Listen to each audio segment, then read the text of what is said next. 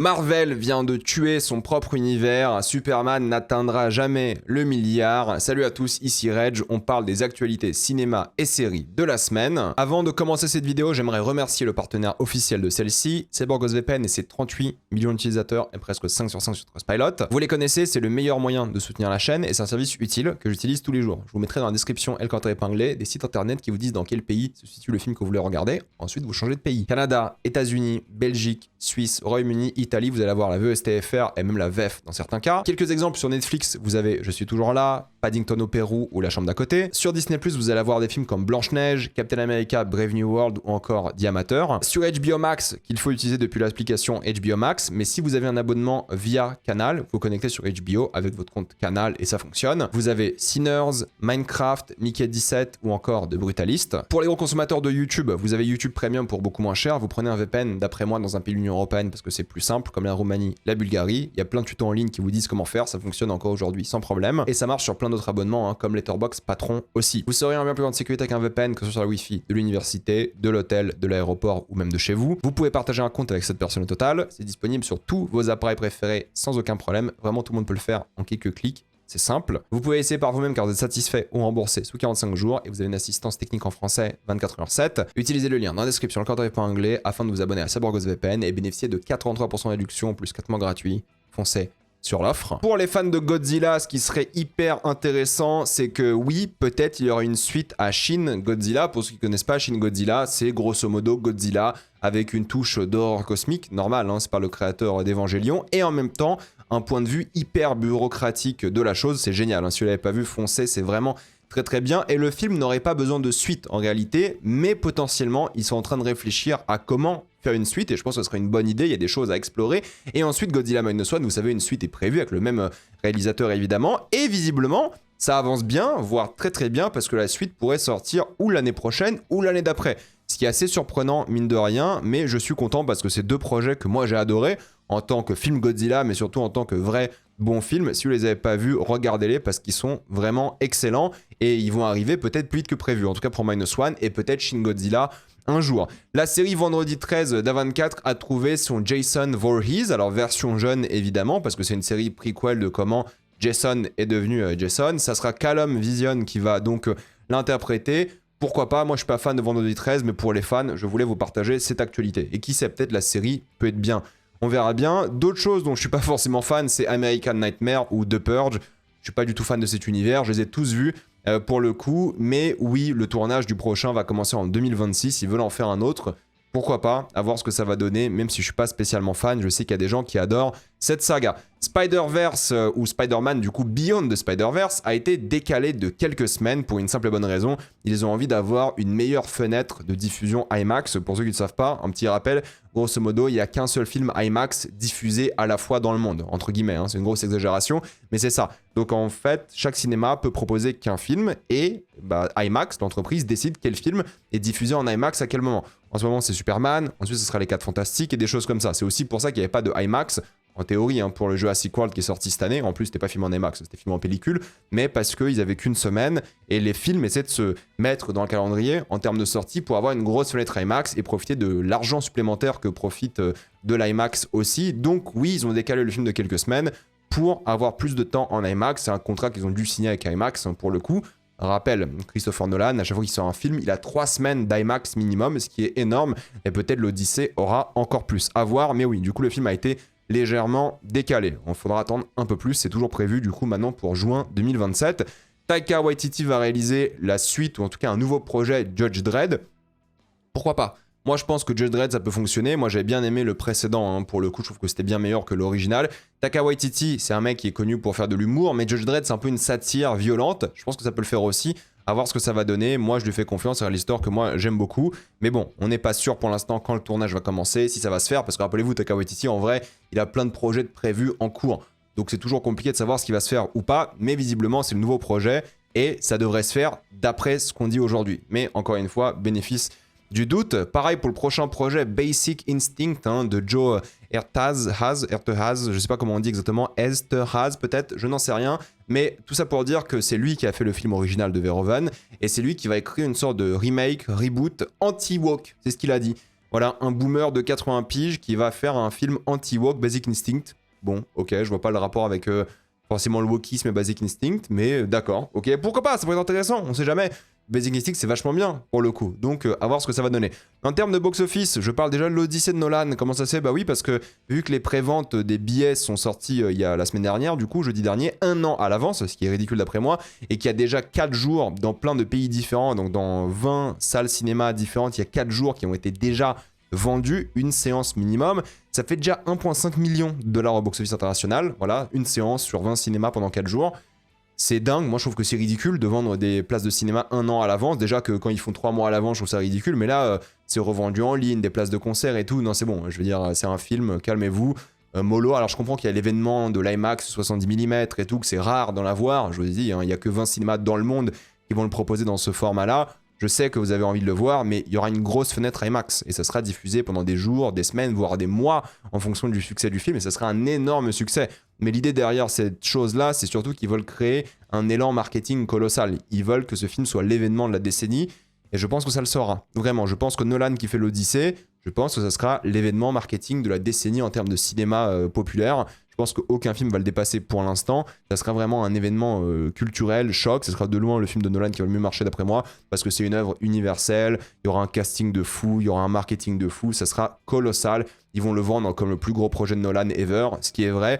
Donc à voir tout ça, mais je suis, contrairement à beaucoup de personnes, vraiment contre l'idée de vendre des billets de cinéma 1 an à l'avance, même si c'est pour créer l'événement. Je trouve ça ridicule. Eddington est sorti la semaine dernière, j'en ai fait ma critique sur ma chaîne pour ceux que ça intéresse, pour ceux qui ont vu le film. Alors je sais que le film n'était pas très bien diffusé en France malheureusement et dans la francophonie de manière générale, mais le film a coûté 25 millions de dollars et en a rapporté pour l'instant 5 millions. Bon, c'est pas le genre de film qui est fait pour cartonner, ça on est d'accord, hein, mais voilà, techniquement c'est un flop, personne va le voir, mais je pense que ce film aura une vie peut-être sur la plateforme de streaming dans quelques semaines, quelques mois lorsqu'il sera du coup sur HBO Max. À voir ce que ça va donner. Moi, j'ai bien aimé le film pour le coup. Vous avez vu ma critique, j'imagine. Et Ari Aster a dit un truc assez rigolo, le réalisateur, c'est qu'en fait, on lui a proposé de faire Morbus. Évidemment, il a refusé. Imaginez Ari Aster sur Morbus. C'est quoi ce monde et ce bordel? Quelques statistiques maintenant sur les séries qui ont le mieux marché sur Netflix. Regardez ici ce graphique. C'est Adolescence, de loin, qui cartonne le plus. C'est en fonction des vues. Squid Game saison 2, Squid Game saison 3, Zero Day et plein d'autres séries que je connais pas forcément. Alors, j'ai entendu parler de certaines séries, hein, mais... genre Missing You, je sais pas ce que c'est, par exemple. Genre Gabi, Pepito, je sais pas ce que c'est. Bref, c'est des séries dont j'ai jamais entendu parler. Mais voilà, pour ceux qui voulaient savoir ce qui cartonne sur Netflix en ce moment, c'est ça. Je suis content pour Adolescence parce qu'Adolescence le mérite réellement. Et en termes de films, c'était, je crois, que des films que je n'ai pas vus. Pour le coup, je suis en train de regarder. Bah, Avoc, je l'ai vu, c'était pas mal. Electric Side, c'était horrible. Mais le reste, je n'ai pas vu. Voilà. Donc, c'est une liste de films d'un autre monde. Voilà, pour les gens qui regardent les films à la télé. Back in Action avec Cameron Diaz et Jamie Foxx, je n'ai pas vu non plus, ça m'intéressait pas du tout. Mais voilà, vous avez ici du coup les statistiques pour ce genre de film. 165 millions de personnes qui ont commencé Back in Action. Je trouve ça assez dingue, mine de rien. Concernant Invincible, cette fois-ci, la saison 5 a été officialisée et il faut savoir que le doublage a déjà été fait pour la saison 4 et la saison 5. Donc ils avancent très vite sur le doublage parce qu'ils ont envie de travailler l'animation, j'imagine, et sortir la série une fois par an minimum. J'ai hâte de voir la suite parce que moi j'ai beaucoup aimé la saison 3 et j'aime beaucoup cette série, donc je suis très curieux de voir dans quelle direction ça va aller, surtout que moi j'ai pas lu les comics. On a plein d'images sur un projet Netflix qui a l'air hyper intéressant, ça s'appelle Ballad of the Small Player, c'est le prochain film d'Edward Berger qui a fait Conclave, À l'Ouest rien de nouveau récemment, c'est avec Colin Farrell, Fala Chen et Tilda Swinton. Ça sort le 29 octobre sur Netflix. Les images déjà ont l'air magnifiques pour le coup. C'est un réalisateur que moi j'aime beaucoup. Donc j'ai hâte de voir ce que ça va donner lorsqu'il y aura une bande-annonce. Mais pour l'instant, ça donne grave envie. Assassin's Creed a été de nouveau officialisé. C'est bon, ils ont trouvé des showrunners. Rappelez-vous, cette série a été annoncée quoi en 2020 ? Si je dis pas de bêtises, on n'avait aucune nouvelle depuis, mais là c'est bon, ils vont commencer à travailler dessus. C'est Roberto Patino qui a bossé sur Westworld et David Weiner qui a bossé sur Halo qui vont être les showrunners de la série. Moi j'ai envie d'y croire, j'ai envie que ce soit bien, j'ai envie de voir dans quelle direction ils vont aller, donc j'espère que ça sera qualitatif. Peut-être dans 2 ans la série sortira, à voir si elle sort, parce que quand même une série qui est annoncée depuis 5 ans et c'est que maintenant qu'ils ont trouvé un showrunner, c'est possible aussi de l'annuler. La bande-annonce de Fixed, le prochain projet de Jendy Tartakovsky, qui est quand même un animateur que moi j'aime beaucoup, et réalisateur, qui a fait, rappelez-vous, Star Wars, Clone Wars à l'époque. Pas de Clone Wars, mais Clone Wars qui était vachement meilleur, qui a fait plein de projets comme Primal sur Adult Swim, qui était vachement bien aussi, donc je vous conseille Primal. Son film d'animation, qui apparemment est pas très bien, les critiques sont pas excellentes, sort le 13 août sur Netflix. Je regarderai parce que j'aime bien l'auteur, et ça serait un film d'adulte, Voilà, donc ça peut être sympathique, ça peut être drôle, pourquoi pas. Netflix, voilà, a complètement assumé l'IA générative dans ses projets. Elle a été utilisée massivement dans le projet l'Eternaut, que j'ai pas vu en entier, j'avoue que ça me saoulait un petit peu et j'ai arrêté quand les créatures sont apparues, c'est pas un spoil, hein, c'est dans les affiches et tout. Mais il y a eu énormément apparemment d'IA générative, il y a eu beaucoup de prévises, donc c'est les choses qui font en amont de faire le tournage. En gros, c'est littéralement comment créer des scènes, du blocking avec une image par ordinateur, comme ça ils peuvent prévoir où mettre la caméra dans un logiciel. Donc ils ont fait beaucoup de prévises par IA, ils ont fait beaucoup de shot planning par IA, donc pareil c'est grosso modo, je dirais pas forcément, vous savez, une manière de dessiner les plans toujours, mais presque, voilà, d'organiser son travail via un ordinateur. Ils l'ont fait avec des IA plutôt que d'embaucher des artistes qui vont s'occuper de ça. Ils ont évidemment fait beaucoup d'effets spéciaux par IA. Encore une fois, le problème de l'IA, j'en ai fait une grosse vidéo sur ma chaîne, hein, c'est que c'est du vol, tout simplement, c'est du vol. Les gens sont pas rémunérés, ils prennent des choses qui existent et ils les volent pour une œuvre. Et ils ont dit que concernant l'Eternaut, qu'il y avait donc beaucoup d'IA qui vont commencer à l'utiliser de plus en plus souvent dans leurs œuvres, parce qu'au fait, cette série-là n'aurait pas pu exister sans l'IA générative. Ils ont dit que le budget était tellement faible qu'avec l'IA générative, ça a permis de faire la série. Et je trouve ça assez affolant parce que ça, c'est une excuse. En fait, ça sera une excuse parce que du coup, ils vont pouvoir faire plus de séries avec plus de visuels, mais au final, l'argent va aller où? Va aller dans les poches des dirigeants, quoi. C'est pas comme si l'argent allait aller dans plus d'œuvres, c'est pas comme si l'argent allait aller chez les acteurs, l'équipe technique et tout. Non, c'est l'argent qui va aller encore plus dans la poche de dirigeants plutôt que d'aller dans les équipes d'effets spéciaux, des choses comme ça. Donc ils font des économies pour créer des œuvres d'art qui sont littéralement volées d'autres œuvres d'art. C'est du foutage de gueule, hein, pour le coup, c'est juste une excuse, voilà, marketing, une excuse capitaliste pour vous dire de plus, disons les termes, hein, baiser les autres, quoi, c'est ça. Donc ils volent les œuvres des autres pour leur œuvre à eux et en payant moins les gens de manière générale. Alors oui, vous allez me dire, ils vont faire plus de séries et tout, d'accord, mais d'un point de vue éthique, moi je trouve ça fondamentalement dégueulasse pour le coup, donc c'est dégueu, voilà, c'est dégueu. J'ai pas remarqué ça dans l'Eternaut, honnêtement, mais de plus en plus avec le temps, on remarquera pas non plus. Voilà, j'ai envie de vous dire ça. J'ai vu un film qui s'appelait Rapace, là, cette semaine, et je me posais la question parce qu'il y a une sorte de générique au début de Rapace, on dirait l'IA aussi. Donc, c'est un peu inquiétant, c'est un peu flippant d'un point de vue éthique. Après, d'un point de vue artistique aussi, je trouve ça dégueulasse. On va voir ce que ça va donner, mais en tout cas, j'ai pas fini cette œuvre, donc j'ai pas remarqué. Et c'est le pire, parce que si moi, qui regarde des séries et des films pour mon travail, je remarque pas l'IA générative, qu'est-ce que vous voulez, hein. Et surtout que l'IA générative est adorée par les gens. Quand tu as des séries comme House of David qui utilisent clairement l'IA générative avec des choses immondes, j'en avais parlé dans une vidéo actualité, hein, pour le coup il y a quelques semaines, les gens kiffent. Donc ça c'est un problème aussi, moi je trouve ça dégueulasse, mais bon on peut pas lutter contre, c'est comme ça, va falloir voir ce qu'on fait par rapport à ça, mais c'est pas le début de la fin, mais presque d'un point de vue artistique je trouve, mais bon j'en ai en parlé en vidéo déjà de nombreuses fois auparavant. Captain Planet a été officialisé, une série chez Netflix en live action, assez ironique après tout le discours que je viens d'avoir sur l'IA, mais ça va se faire, on n'a pas plus d'informations, mais ils veulent le faire. Tron a eu le droit à sa bande-annonce, Tron Ares qui sort en octobre, et écoutez, moi je suis pas spécialement fan de la saga, j'aime bien le premier vite fait, le deuxième j'ai pas trop aimé mais j'ai envie de le revoir pour le coup.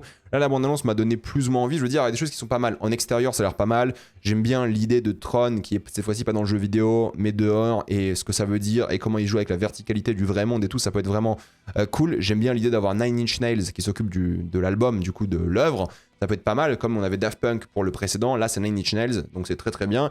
Je suis content de revoir Jeff Bridges, même si je suis quand même assez étonné qu'il soit revenu pour ce rôle. Par contre, j'ai un peu du mal avec les séquences dans le jeu vidéo que je trouve assez laides. De manière générale, elles font très vide, mais pas joliment. Tu vois, je trouve que le film du coup de 2012, 2013, je sais même plus exactement quelle année, était plus joli en intérieur, à voir quand le film sortira. Mais bon, bénéfice du doute, ça peut être bien. En tout cas, ce qui va être bien, c'est qu'on va se taper un nouvel album de Nine Inch Nails, et ça, c'est cool. Pour le coup, ça c'est vraiment très très cool. The Punisher a commencé le tournage de son special, normalement il devait sortir en fin d'année mais ça a été décalé en début 2026, pourquoi pas, ça peut être intéressant, ça peut être bien, j'ai hâte de voir ce que ça va donner, ça sera en théorie un téléfilm Disney+, peut-être d'1h30, 2h, on sait pas, mais le tournage est en cours et ça sortira bientôt. Une nouvelle bande-annonce de Alien Earth a été diffusée et j'ai l'impression que chaque bande-annonce, chaque teaser que je vois d'Alien Earth, c'est une ambiance différente, c'est quelque chose de particulier, de nouveau. J'ai hâte de voir ce que ça va donner, je suis très curieux, je pense que ça peut être très bien, je pense que ça peut être vraiment qualitatif, le showrunner est talentueux, ça a l'air d'avoir de la gueule, je pense qu'on en parlera semaine par semaine mais je suis pas encore sûr pour le coup, mais j'en parlerai, ça c'est une évidence parce que j'adore Alien et j'ai très hâte de voir ça, mais c'est que chaque bande-annonce représente une sorte d'ambiance différente, donc je suis très curieux de voir ça sera quoi le résultat final. Les sorties de la semaine, on a Sandman saison 2 partie 2 et partie 3 qui va sortir cette semaine, j'ai pas regardé, ça m'intéresse pas vraiment, les retours sont pas dingues non plus, donc je pense pas que j'en parlerai malheureusement. Par contre les 4 Fantastiques, que j'en parlerai évidemment ce mercredi, il y aura une critique et peut-être même une deuxième vidéo sur l'avenir du MCU. Mais avant de reparler du MCU, il faut parler de Superman parce que pas mal d'informations sont sorties concernant le box-office. Alors Superman a dépassé les 400 millions au box-office international, ce qui est en réalité pas mal, mais bon, le budget c'est 225 millions et visiblement le marketing c'est 125 millions, donc on est quand même sur du 300 et quelques, 350 disons, pour toutes les dépenses du film, minimum, hein, parce qu'il y a d'autres dépenses et tout. Le film en théorie devrait atteindre les 700 millions pour être rentable si on prend ce point de vue-là, des chiffres. Mais encore une fois, il y a d'autres sources de revenus aujourd'hui, le streaming, il y a le merchandising et des choses comme ça. Donc je pense que le film sera rentable. D'ailleurs, James Gunn a dit qu'il fallait bien moins que 700 millions et je pense qu'il a raison de ce point de vue-là parce qu'il lance une licence. Ici, c'est pas juste un film qui n'aura rien autour, il y aura plein de revenus additionnels. Donc je pense que 400 millions avec une chance de finir aux alentours de 700 millions, c'est pas mal du tout. La chute aux États-Unis était de 54%, ce qui est pas mal, c'est dans la moyenne pour le coup des films de super-héros. Thunderbolt c'était 56%, Man of Steel c'est 65%, et il marche mieux à l'international. Le bouche-oreille international a bien cartonné parce qu'au début, l'international était un peu timide sur le film, mais là l'international est en train de rattraper le domestique américain, donc oui, il finira aux alentours de 650-700 millions, ce qui est pas mal, c'est pas un succès à 1 milliard, un nouveau choc et tout. Le vrai défi, ça sera de voir combien va faire Supergirl, combien va faire Clayface. Clayface, je pense que ça peut marcher parce que ça sera un petit budget, film d'horreur, les gens vont kiffer. Par contre, Supergirl, pas sûr que ça cartonne. On verra bien ce que ça va donner en termes de marketing l'année prochaine, mais c'est ça le vrai test. Si Supergirl le flop, pour le DCU, ça va être compliqué. À voir ce que ça va donner. Et il y a d'autres informations concernant du coup ce qu'a dit James Gunn, parce que James Gunn fait encore plein d'interviews. Je crois qu'il a arrêté littéralement aujourd'hui de faire des interviews, mais il a dit que c'est un film qu'ils ont beaucoup testé. Forcément, pour des films comme ça, ils testent avec des audiences, et ils ont dit que les audiences n'aimaient pas le fait que Superman sauve un écureuil. Il a bien fait de garder ça dans le film, mais c'est très dur pour un réal quand du coup les audiences testent disent que l'écureuil c'est ridicule et que ton patron il regarde pas le film en soi mais il regarde littéralement ce que disent les audiences testent, c'est difficile de se battre pour garder une scène comme ça. Mais il a gardé l'écureuil et il avait 100% raison de le faire. Il a aussi précisé encore une fois qu'il n'y aura pas de Superman 2, ça sera un autre projet. Peut-être Superman et Supergirl, peut-être un autre projet crossover, on ne sait pas, mais il n'y aura pas de Superman 2 pour l'instant, mais il va bientôt annoncer ce que sera ce projet. Donc je pense que même si Supergirl est plus ou moins un flop, ils vont y aller, ils vont tenter, ils vont faire l'univers au plus haut point, j'ai envie de vous dire, au maximum, pour vraiment avoir cette inertie, à voir ce que ça va donner encore une fois, mais on aura des infos bientôt. Et c'est bien parce que James Gunn, il est très transparent, il parle beaucoup de choses, tu vois, ça le dérange pas de parler de ça, et ça j'aime bien. D'ailleurs, c'est pas lui qui va écrire un Creature Commando saison 2, c'est une bonne chose aussi. Moi j'ai bien aimé Creature Commando, j'ai bien aimé Gunn qui travaillait dessus, et je pense qu'il voulait travailler dessus parce que c'est le premier quand même projet du DCU, en théorie, hein, ce projet-là, si on compte pas vraiment Peacemaker saison 1, parce que c'est un peu particulier Peacemaker saison 1, mais c'est pas lui qui va écrire la suite, et c'est ok. Moi j'ai hâte de voir la saison 2, la saison 1 était vraiment bien, mais je pense qu'il y a plein de talentueux scénaristes qui vont faire cette série. Sergent Rock, rappelez-vous, qui devait commencer son tournage, là, cette année, a été mis en pause, avec Colin Farrell, Luca Guadagnino. Luca Guadagnino a quitté le projet, James Gunn l'a annoncé, on ne sait pas pourquoi, comment, mais Luca ne fait plus partie du projet. Le projet existe toujours, mais on ne sait pas si le tournage va commencer l'année prochaine comme prévu, mais pourquoi pas. C'est bien parce que James Gunn, il a une approche que je trouve intelligente, c'est-à-dire qu'il prend des bons réals, j'espère qu'il sera remplacé par quelqu'un de talentueux, mais pour l'instant, il n'y a que des bons réals dans l'ICU, il prend des bons scénaristes, et surtout, il attend que les scénaristes soient complétés avant de commencer le tournage, ce qui n'est pas le cas de tout le monde, on va en parler dans quelques minutes, mais je suis très content de voir ce projet qui existe encore, peut-être avec Farrell ou pas, on verra bien. Dommage pour Luca Guadagnino parce que je pense qu'il aurait pu être hyper intéressant dans le projet, mais voilà, le projet est encore en vie, mais Luca ne fait plus partie. Et c'est ok, je pense qu'ils peuvent le remplacer par quelqu'un de talentueux aussi. Il n'y aura pas de Flash ou Aquaman avant 2 ans minimum dans les DCU, ce qui est assez ironique parce que c'était littéralement les seuls qui apparaissaient dans Peacemaker. Évidemment, les acteurs seront recastés, surtout que Jason Momoa joue Lobo maintenant dans l'univers, mais ils seront recastés, mais pas pour l'instant. La priorité, c'est pas ça du tout. Ensuite, on n'a pas plus d'informations concernant The Brave and the Bold. C'est un projet qui est assez intéressant parce que je pense qu'ils galèrent de ce point de vue-là chez le DCU. Pourquoi ? Parce que ils ont dit une chose, il n'y aura pas 2 projets Batman la même année, ce qui est logique et je pense que c'est très bien pour ne pas gêner, on va dire, les audiences mainstream. Je pense que c'est très bien de séparer les deux et de faire quelque chose de vraiment différent. Moi, j'ai peur qu'au sommet de la Warner, du coup, David Zaslav et tout se disent « Ok, là, on a déjà Robert Pattinson, t'as qu'à le mettre dans le DCU, ça sera plus simple pour les audiences générales. » Bon, pour les gens qui connaissent un peu les comics et qui connaissent un peu le cinéma, ils savent qu'en fait, avoir 2 Batman en même temps, c'est ok, c'est pas grave. Donc, je pense qu'ils doivent assumer et faire ce Brave and the Bold dans le DCU sans le Robert Pattinson. Mais il n'y a pas beaucoup d'informations parce que même s'il y a des rumeurs d'acteurs comme Lee Pace qui pourrait jouer Batman, et je pense que Lee Pace sera un choix formidable. Après, Lee Pace, c'est peut-être un peu vieux. Moi, je pensais que le Batman de Brave and the Bold aurait l'âge de Superman, genre 33, 35 ans. Après, je sais qu'il doit avoir un enfant, qu'ils doivent se battre et tout, mais si c'est un enfant ado, il pourrait avoir 35 ans, qu'il ait eu jeune ou un truc comme ça. Bon, peu importe, on verra bien. Mais si c'est un acteur plus âgé qui joue Batman, costaud, tout ça, comme Lee Pace, ça peut le faire parce que Lee Pace, il est excellent. Bref, il y aura plein de casting par rapport à ça dans quelques mois, voire années. Mais il n'y a pas d'informations concernant Andy Muschietti. Andy Muschietti, c'est le réal à la base. Et Andy Muschietti, bon, on n'aime pas The Flash, mais je pense que The Flash est nul, mais c'est pas sa faute. Mais c'est aussi sa partie 1 et 2. Sa partie 1, c'était bien. C'est Mama, c'est plein de films d'horreur. Donc donner un projet Batman d'horreur, entre guillemets, à un gars qui fait de l'horreur, ça peut être pas mal. Mais ça fait un moment qu'Andy Muschietti n'a pas été prononcé de la bouche de James Gunn, il a rien dit à son sujet, donc est-ce qu'Andy Muschietti est remplacé? Est-ce qu'Andy Muschietti veut faire autre chose? À voir, on sait rien. De toute façon, Andy Muschietti il a dit qu'il fera un autre film avant de faire Batman. Donc, en sachant que The Batman 2 sera en 2027, Brave and the Bold, c'est pas avant 2028 minimum. Et si c'est avant 2028, il faut que le scénario soit bouclé, on va dire, avant 2026, quoi. Donc, début 2026 à la limite, parce qu'il faut au moins 1 an et demi, 2 ans pour faire ce genre de film. Donc c'est compliqué, moi je pense que Brave and the Bold, il va sortir ou en 28 ou en 29, et ça sera après le film d'animation Dynamic Duo qui est censé sortir. Mais pas d'informations sur le casting, pas d'informations sur le réalisateur depuis un moment, on va voir ce que ça va donner. Par contre Wonder Woman, c'est l'inverse, Wonder Woman c'est devenu une priorité pour James Gunn, parce qu'apparemment ils ont une grosse idée qu'il aime beaucoup, donc ils ont un scénario qui n'est pas complété pour l'instant, mais s'ils ont un scénario qui est solide, qui fait vraiment confiance aux dirigeants de la Warner, ils vont commencer le tournage de Wonder Woman assez rapidement. Donc là, imaginons que le scénario est bouclé fin d'année. C'est possible d'avoir un film Wonder Woman pour 2027. Et ça serait pas mal d'avoir un Batman 2 et un Wonder Woman 27 et ensuite d'avoir un Brave and the Bold. Ça peut carrément marcher. Donc moi, je fais confiance, je pense que ça peut être bien. Et rappelez-vous, il y a une série aussi Wonder Woman qui est prévue. Alors non pas Wonder Woman, mais Paradise Lost sur l'île de Wonder Woman, à voir ce que ça va donner. Henry Cavill, ils ont discuté avec James Gunn, hein, parce que évidemment, lorsqu'ils ont viré Henry Cavill, voilà, Henry Cavill l'a bien pris et il lui a dit, James Gunn, ça serait bien que tu reviennes un jour dans le DCU, pourquoi pas. Évidemment, le casting préféré des gens aujourd'hui, c'est pas un Superman alternatif, mais c'est qui joue Zod. Et moi, j'aime bien l'idée qu'Henry Cavill joue Zod, je pense que ça peut carrément le faire, il a carrément la personnalité et l'acting pour jouer Zod, donc je lui fais confiance, je pense que ça peut être vraiment très très bien, ça m'étonnerait pas de voir Henry Cavill un jour du coup dans le DCU. Et si on parle d'acteurs du DCU, on a Anthony Carrigan qui donc joue au Métamorpho dans le projet Superman qui est sorti récemment, et apparemment il a failli arrêter l'acting à cause de sa maladie, donc l'alopécie, voilà, il n'a pas du tout de poils et de cheveux. Et c'est dommage parce que dans Barry, la série HBO, il est excellent. Regardez Barry, c'est vraiment bien. Et il est très cool en Métamorpho pour le coup aussi. Donc ouais, c'est dommage qu'on lui dise ça. Après, je peux comprendre, Hollywood est superficiel et horrible. Mais c'est cool qu'il ait une carrière parce que dans Barry, moi, il m'a clairement convaincu. Maintenant, pour parler de l'opposé du DCU, c'est le MCU qui a eu le droit à beaucoup d'informations parce que Kevin Feige a fait une grosse interview près les 4 Fantastiques. Il a assumé encore une fois, hein, ça c'est pas nouveau, mais il a assumé qu'il y avait trop de quantité au lieu de qualité post-Endgame. Il a dit qu'il y aura moins d'œuvres à l'avenir, et ça a été dit depuis un moment déjà. Il a dit qu'il y aura 2 films maximum, voire 3, 1 ou 2 séries, bref, ça c'est pas nouveau. Mais ce qui est intéressant, c'est qu'il a dit que Kang a été supprimé avant le procès de Jonathan Majors, et il a été supprimé avant même Ant-Man 3. Et je pense que c'est ridicule parce que c'est un mensonge, d'après moi. Pourquoi? Parce qu'ils ont dit que Kang n'était pas Thanos. Normal, t'as tué Kang par Ant-Man. Il y a un moment, MDR, quoi. Comment tu veux qu'il soit Thanos? Imagine Thanos se fait bousiller par Ant-Man 2, tu vois, c'est pas logique. Donc, ils avaient complètement raté le personnage de Kang, mais l'hypocrisie de dire que c'était pas prévu alors qu'ils étaient à fond sur Kang Dynasty, et peut-être ils trouvaient juste une excuse de le virer, Jonathan Majors de changer de plan, c'est un peu débile, tu vois. En plus, Ant-Man 3 a pas marché, c'était pas un énorme succès, loin de là.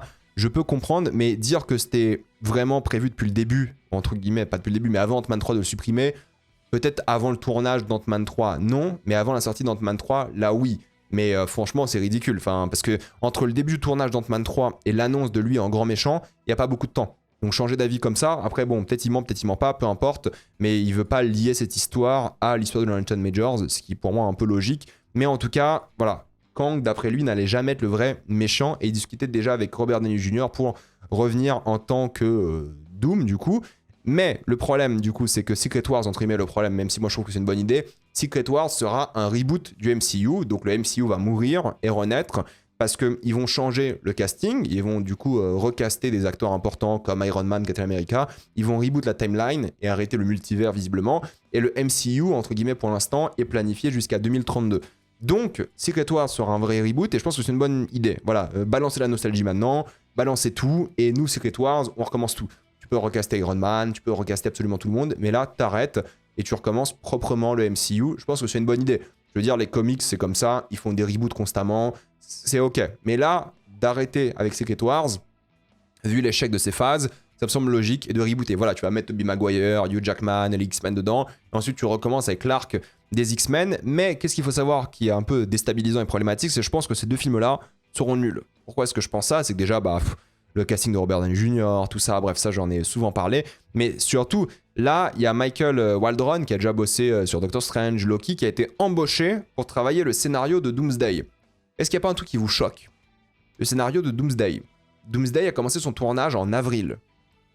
Vous vous rendez compte de ça? Il a commencé son tournage en avril, et là, littéralement, ils ont embauché un scénariste pour travailler le scénario de Doomsday. Alors vous allez me dire, ouais, il y a plein de films qui commencent sans scénario, qui ont des scénarios nuls et qui deviennent cultes et tout, d'accord.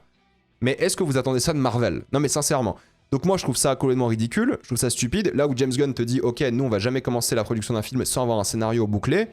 Là, eux, ils viennent de recruter un scénariste en plein milieu du tournage.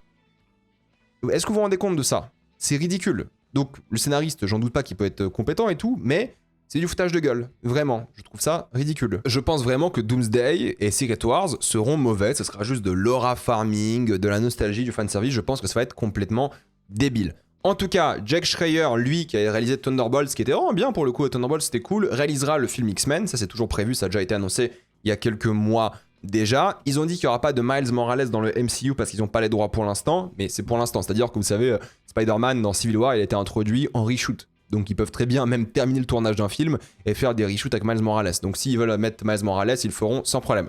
Spider-Man Brand New Day sera street level, donc voilà, ce sera des trucs, des menaces au niveau de Manhattan, j'imagine, ou de New York de manière générale. Je trouve que c'est une bonne idée, je pense que ça peut être cool. J'aurais pas détesté une grosse histoire, mais je pense qu'une histoire plus minime, disons en termes d'échelle, ça peut être très bien aussi, sans problème. Blade, ça c'est vraiment le projet infernal de Marvel, ça fait 6 ans que Blade a été annoncé. Et visiblement, Blade est encore prévu. Il y a eu 4 versions de Blade, dont 2 versions historiques. Pour le coup, le tournage a failli commencer d'ailleurs de nombreuses fois, mais la version actuelle est contemporaine. Putain, t'as Marshall Ali, double oscarisé, et tu galères à faire un film Blade. Et il a dit non, j'ai pas envie que Blade soit juste un film où il y a un vampire qui tue d'autres vampires. Si tu peux, c'est stylé, c'est bien. Après, à voir ce que ça va donner, mais j'espère qu'un film Blade se fera, parce que Blade, c'est bien, c'est un bon personnage, et voilà l'acteur qu'ils ont choisi pour Blade. Mais visiblement, ils sont en train de trouver une idée, et ça va bientôt potentiellement commencer une forme de tournage, on verra bien.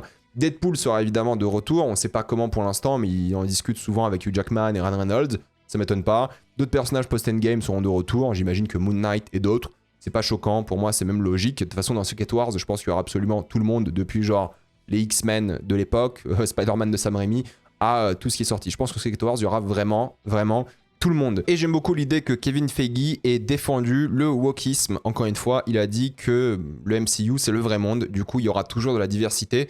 Et merci à lui, je trouve ça très très bien. Et il a aussi confirmé que certaines scènes post-génériques ne reviendront jamais. Bon, Kang, c'est sûr que ça ne reviendra pas. Harry Styles, je pense pas non plus. Hercule, je pense pas non plus. Mais en tout cas, voilà, il a confirmé tout ça. C'était les actualités de la semaine. On en parlera encore en fin de semaine, évidemment. Dites-moi ce que vous en pensez. Êtes-vous d'accord, pas d'accord? J'ai envie d'avoir votre avis. Avant de quitter cette vidéo, pensez à utiliser le lien dans la description, le compte épinglé, afin de débloquer tous les plateformes de streaming en toute accessibilité, sécurité, avec beaucoup plus d'œuvres. Tout ça pour 2,03€ par mois, plus 4 mois gratuits. Foncez sur l'offre. Pensez à vous abonner à la chaîne pour voir les prochaines vidéos. Mettez un j'aime, c'est beaucoup la chaîne. Suivez-moi sur tous mes réseaux, Spotify, TikTok, Instagram ou Twitch. Et moi je vous dis à la prochaine fois. Salut à tous.